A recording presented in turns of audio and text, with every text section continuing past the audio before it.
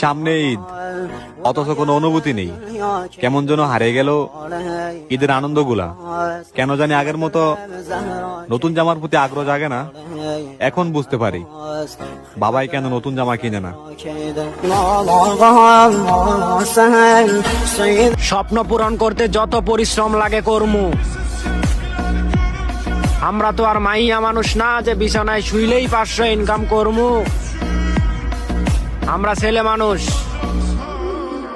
নিজের পরিশ্রমের টাকা দিয়ে এই স্বপ্ন পূরণ করমু। বাবার টাকা না থাকলে দাম দেয় না নিজের আত্মীয় স্বজন। অনেকের সাথেই সম্পর্ক নাই যারা একটা সময় ছিল অনেক আপন। আত্মীয় স্বজনের দেয়া কষ্টে ঝরে মায়ের চোখে পানি। মাথার ঘাম পায়ে ফেলে পরিশ্রম করতেছি, কোনো একদিন মাকে বানাবো আমাদের বংশের রানী। মাথার ঘাম পায়ে ফেলানো পরিশ্রম কখনো কি বেইমানি করব? যারা একটা সময় অবহেলা করছিল তাদেরকে সময় ঘুরিয়ে দেখাবো। ভিক্ষা করে খাও, বাপের ভাই চাচার কাছে না যাও। ভিক্ষা করে খাও, মায়ের ভাই মামার কাছে না যাও। প্রয়োজনে না খেয়ে মারা যাও, তবু আত্মীয় স্বজনের দুয়ারে না যাও।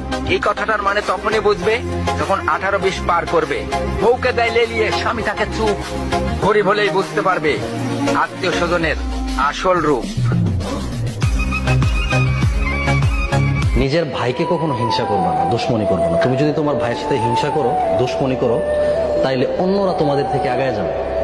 মানুষ তোমাদেরকে লাঞ্ছিত করবে। একটা কুকুর আর একটা গাধা প্রতিযোগিতা লাগছে, কি লাগছে? এখন থেকে একটু ভেবে কথা বলিস আমার সাথে, কারণ আমায় যেমন দেখেছিস আমি আর তেমন নেই। আর যেমন আছি সেটা সামনে দাঁড়ানোর তোর ক্ষমতা নেই। বদনাম তো আমার নামে কতজনই করলো। পারলে তুমিও চেষ্টা করে দেখতে পারো, দেখো আমার একটা ভালো ছিড়তে পারো কিনা।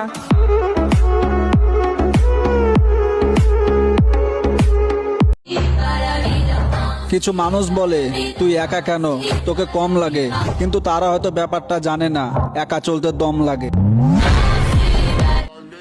আমি মানুষটাই এমন, আপনি বুঝতেই পারবেন না যে ভালো নাকি খারাপ।